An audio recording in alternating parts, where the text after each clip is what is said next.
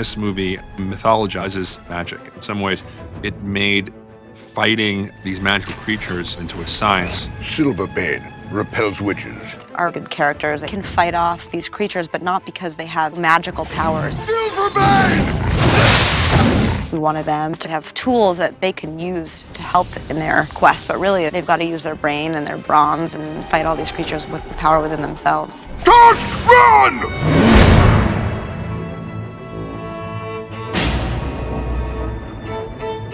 Jeff Bridges just came with this wonderful, wild character that you would not necessarily find in the script. Ogre Scrotum, for your own enjoyment, follow. You couldn't ask for a better acting partner ever than Jeff Bridges. He's just endlessly creative. And now he turns into a dragon, and I'll give you a bit of that, like that. Does that work for you? One of the most important steps as far as creating a character for me as an actor is getting the wardrobe right. I kept him mostly in leather, and then I made him a long cape with a hood, which gives him almost a monk-like look. I can remember when she brought just the sampling of some of my clothes and how excited I was. I think you could be doing some fancier camera work. Come on, come on. Hand, what is some it? little hand action, close up on their hands. He's kind of a walking arsenal, so I really draped him in belts and things that he could hang things off of for his arsenal. So his wardrobe is so perfect for fighting evil. Leave this innocent child! We kind of wanted to keep the magic grounded since we are in such a fantastical world. The typical things that Master Gregory uses to kill witches are silverbane and iron and fire.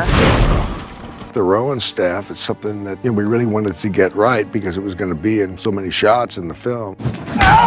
Jeff. He does all the fighting, or a lot of his fighting. I show him every move. So you see how it just gets a little bit tricky here, and it comes back into this. It's a bit like working on a dance routine, and I love to dance. Switch the hand. He's able to pick it up the day we shoot and is able to perform it. I mean, watch the movie. What you see is what he learned that day. Action.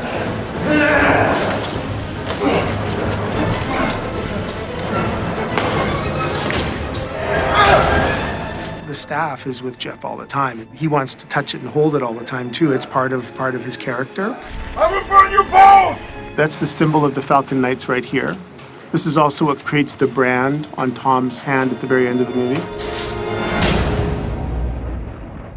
What I've always loved about Tom's character is that he has to grow into a man, and we get to watch that throughout the course of the movie. I like the fact that he's not a sort of all-out conquering hero from the beginning. I mean, he's got a weakness to him.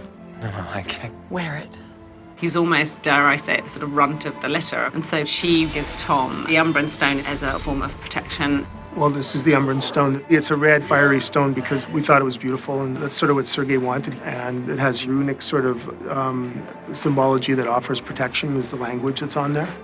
The Umbran Stone is particularly powerful, and it is also a weapon.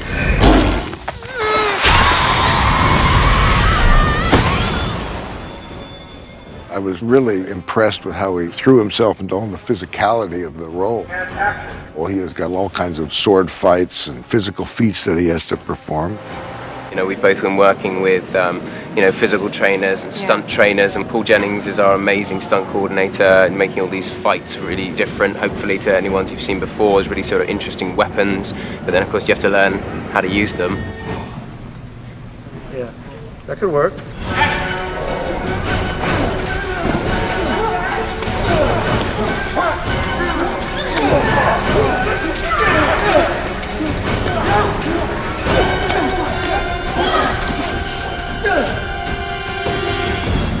So we're a bit battered and bruised, but it's been pretty fun.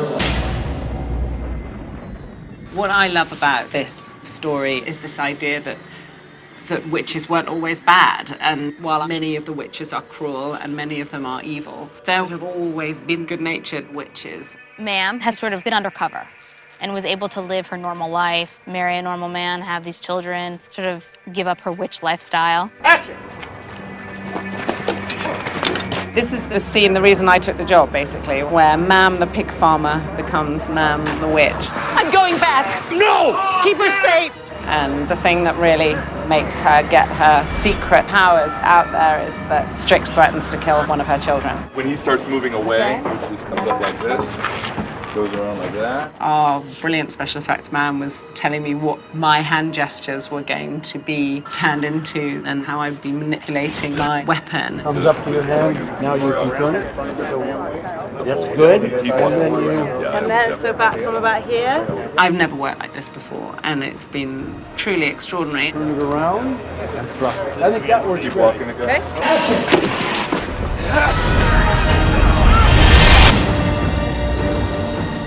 When we pick up the story, Alice is sort of a witch by blood, but isn't an evil witch. She's a half-witch. Human father. She has a very mysterious, exotic vibe to her, and she plays this very strong character. I learned how to fight with fighting sticks, with swords. It was very intense because I could learn all of the stunts, but then I had to get my laced-up leather pants and my wooden corset on, and suddenly it became something completely different. Alice's costume has to tell the story that she has a foot in both worlds. I like your shoes. When she's with Tom, I try to keep her more romantic. But when she comes to Pendle City, her wardrobe's darker, more witch-like. She's a warrior. When I saw this wooden corset, the first thing I said was, "Is that mine?" Apparently it belonged to a dominatrix in Germany, so they hadn't buy it. And I'm glad because it's so great, it's fantastic. There's such a femininity to all of the outfits, but it's still so strong, and it just helps me feel at home being a witch. You set it up and I'll translate for you. Okay. I'm going to run up to the cliff edge. He's going to run up to the cliff edge. We turn around to confront our enemies. We turn around to confront our enemies. Gregory drops down. Gregory drops down. Yes. Yes.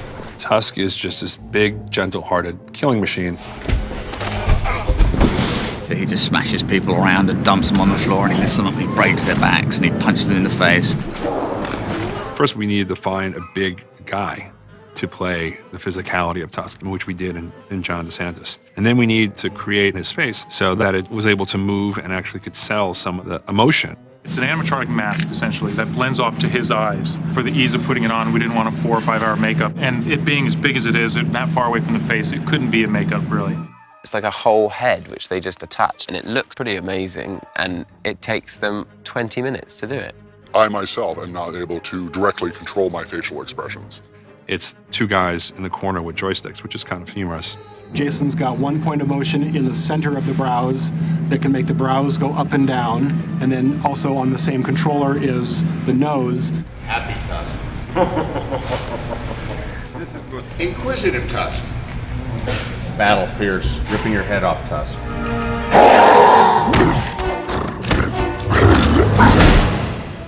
I've had a great experience on this one. Had a lot of fun making it. What does that kill?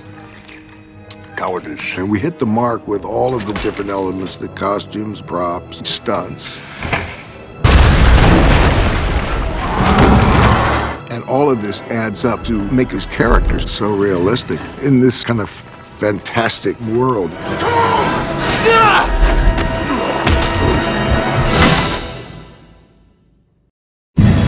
With the blood moon's rise and Malcolm's arrival, the creatures of the dark will be more frequent and more powerful. These are her lieutenants. We did an enormous amount of research on what was scary to people in different cultures, whether it's Russian fables or Indian witches. It's just scary and interesting and cool. We were all extremely excited to make the dark creatures, unlike anything we've seen in any other movie. We have most powerful witches from around the world. An African witch, Siberian witch, Amazonian witch. It's something very special.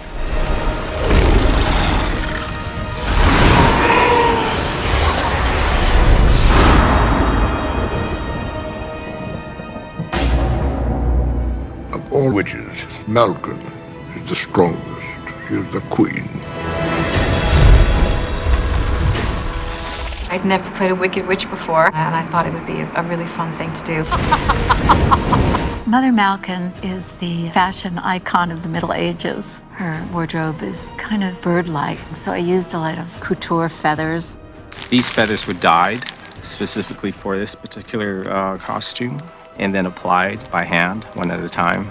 They're really hard costumes because all the women are so tightly corseted, and it's a physical movie. So just in terms of moving around, that's been challenging. But the look is really gorgeous. Look at me. I also used a lot of bone kind of motifs, like her spine. My character has a tail, and I wield it and knock people down and grab people with it. It was like a teenage dream, being stuck in a cage with Julianne Moore, with claws at your face and the tail around me. You're with me now. But of course, there's no evidence of my tail on the set. It's all CG. They'll say to me, you're gonna wipe out these guys with your tail, and so I need a physical gesture to initiate that. I get the cue, I do this, the guys fall. Action!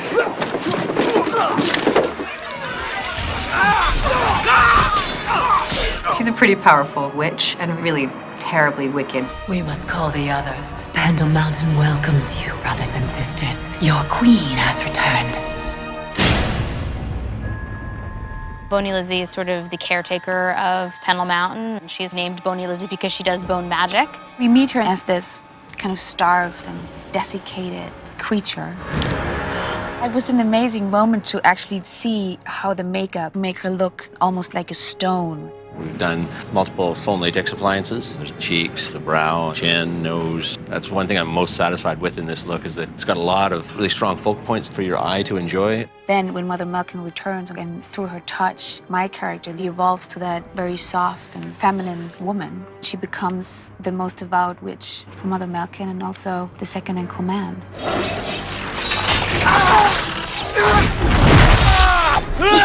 I had quite a lot of stunts to do.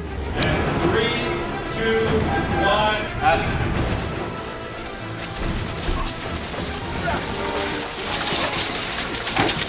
We made a decision to give her 2 swords to fight with. And I love it because it makes her so much more powerful.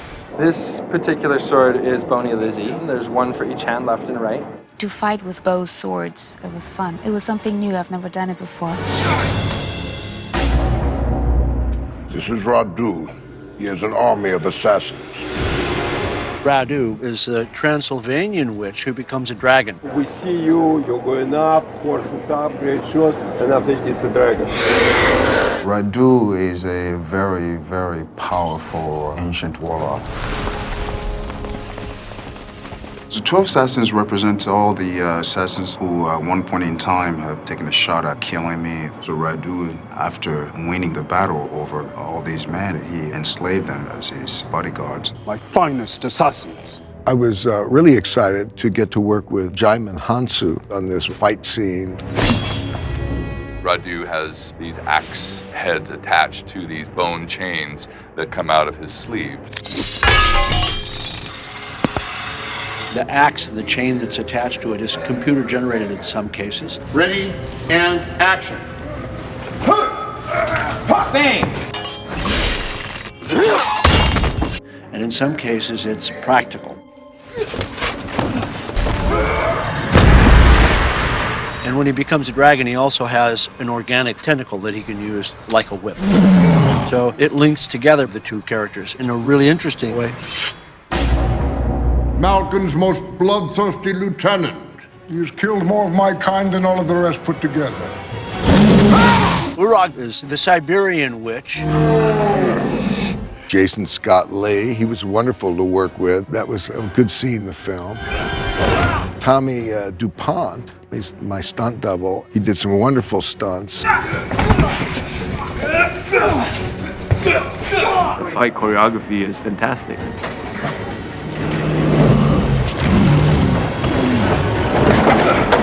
It's pretty elaborate, pretty detailed. We must kill him for good. And that's the cut. Saracen takes the form of a leopard. Saracen is the African witch. Her wardrobe's based on large cats. I used bones. Her headpiece is a raw diamond which symbolizes the diamond mines of Africa. Very important part of being a leopard, having a white hand. It is. She uses these serrated weapons. She used 2 of them. She used them reverse grip and foregrip to slice, to thrust and kill.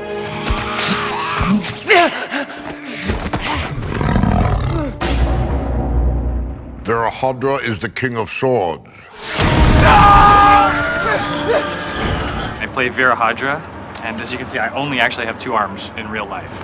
A lot of the Indian gods are depicted to have blue-toned skin, and I think that Sergei wanted that idea of, like, if you were to see a god of war in real life, what would it look like? We chase Zap around all day with blue, of course. It's extremely hard to maintain because the wardrobe chafes everything off every second. Put it in, pull it out. Okay. Yeah, exactly. The stunt guys have put together some really terrific choreography. What they did is they fought one fight using the arms as his upper arms and another version of the fight using his arms as the lower arms, and then combine those 2 together. And then, of course, all the people with whom that character is fighting have to mime their reactions to the attack of additional arms.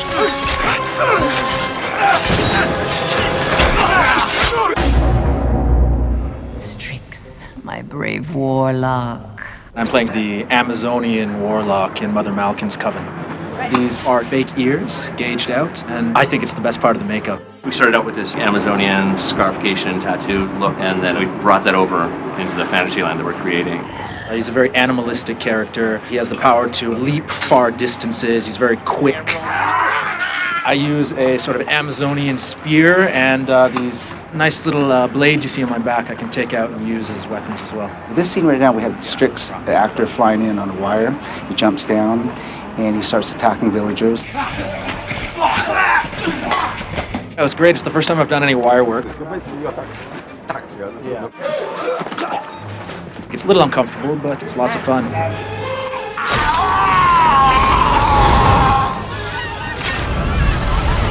It really was a challenge to make these witches look really scary and really cool and not look like the classic witches that we're all used to.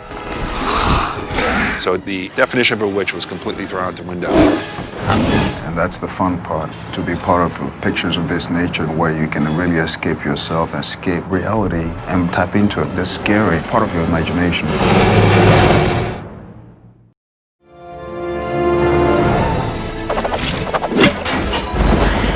When you're making a movie, it's kind of like you're pulling off a magic trick. And it's a magic trick that's never been done before. I guess the only thing you can kind of bet on are the magicians that you've assembled. In this movie, we've assembled some wonderful, wonderful magicians, you know.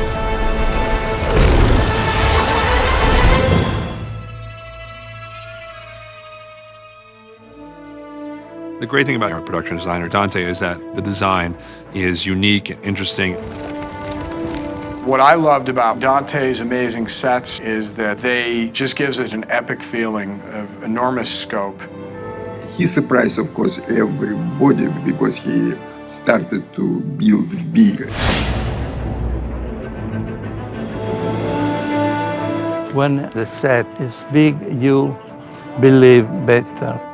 The walled city was a really important set for the storytelling because it was the first time that we saw scope and people and populace. And when you talk about saving mankind through the course of the movie, you need to see mankind, and this was our moment to see it. When I first read the script, the walled city, which is what you see here, was described as a small town, like a village really. But this was our first introduction to Dante Ferretti and his design philosophy. So he imagines a whole city, kind of a Byzantine mashup between African and European. So it's creating the setting of the movie and the world that our characters inhabit.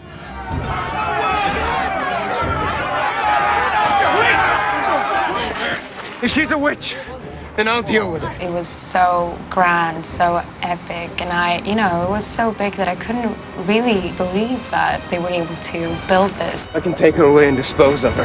The amount of extras blew my mind, and the colors and the dye baths and the detail and the finishing on the bricks, and just incredible. We have 2 40-foot marine containers full of props. There are hundreds and hundreds and hundreds of items. We have scenes where there's 50 soldiers and 12 mounted knights, plus our heroes. Then also we have background performers, so we built all of the background props, the bags and items like this. We're all constructed in our shop, so we're appropriating items and then modifying them to make them have a period look, hand stitching and roping. It was just fun walking around there. You know, wherever you look, the details are so, specific to the period. Sergei, our director, could, shoot anywhere. It was like being in a real town.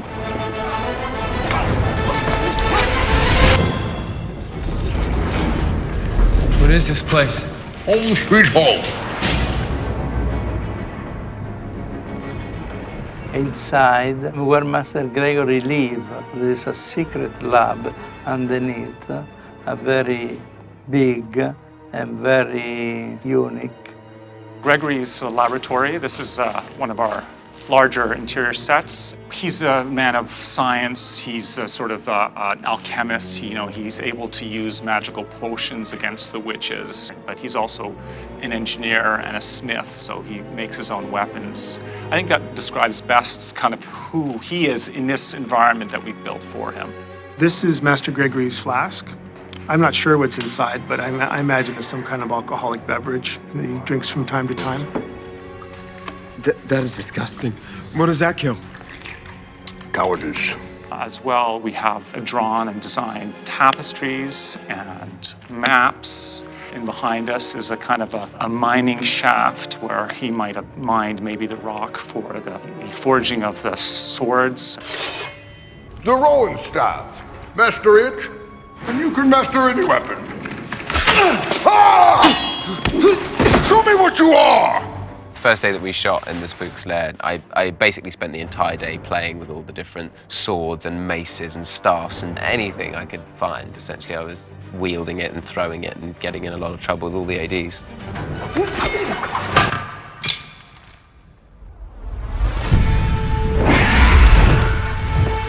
Gregory, tonight, his reign of terror ends.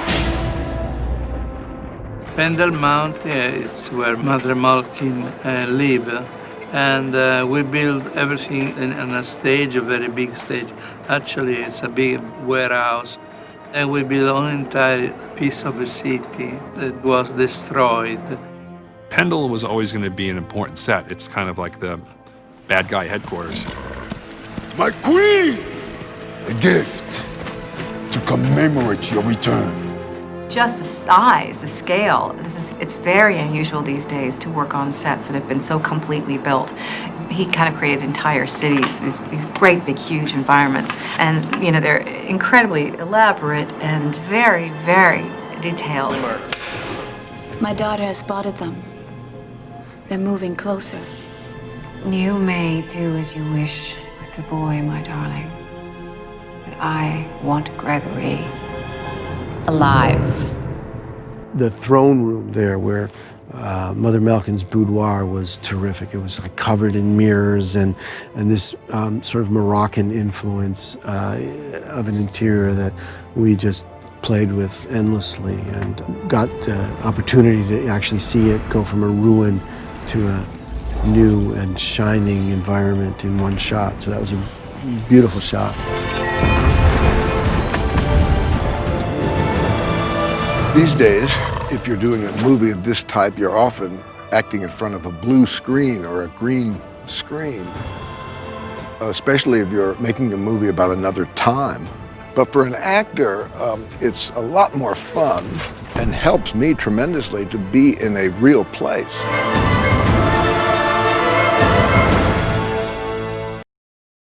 You are the seventh son of a seventh son.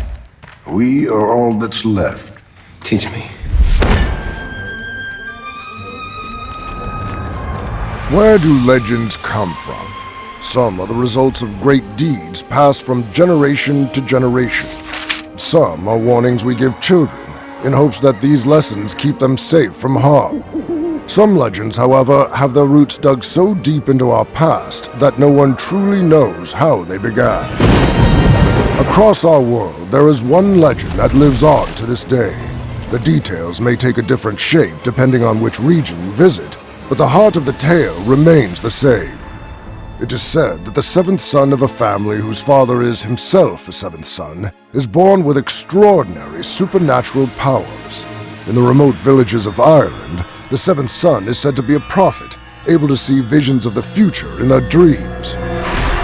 Across the ocean in South America, the seventh son has a darker power, the ability to take the form of a werewolf. Here, the seventh son was so feared that many infants were abandoned in order to avoid the curse. Even in the rural United States, legends of the seventh son lived on. One tale told of a boy who had the gift of mind reading, along with the unnatural ability to diagnose and heal rare sicknesses. In France, the seventh son was said to be able to heal the sick with only his breath. But what is the source of this legend? There is no passage in any holy book that explains why a seventh son is special. Perhaps the legend lies even deeper in our past, and in the number itself. Christian scripture holds the number 7 as holy, with the world created in 7 days, and its end to be announced by the appearance of 7 angels who opened 7 seals. Yet centuries before that, ancient Greek mathematicians saw the number 7 as a symbolic combination of the number 3, the number that represented the divine, and the number 4, the number that represented the physical world. The ancient Hebrews as well saw the number 7 as sacred, a symbol of the completion of our world. Since the time of ancient Egypt, philosophers, mystics, and alchemists across the planet saw our world built on the power of 7. To alchemists, our lives are stages of 7-year cycles. The 7 metals that made up our world were controlled by one of the 7 known planets. For millennia, alchemists even believed that the eradication of conflict and war in our world would come when the 7 become 1 and the planets aligned in the night sky. Does this explain the rare talents believed to be held by the 7 sons? It is hard to say, but even today, oftentimes those who claim to have psychic powers will also claim to be a 7th son. Even if the powers they describe prove false, it shows that the power of the legend lives on. Continue your studies.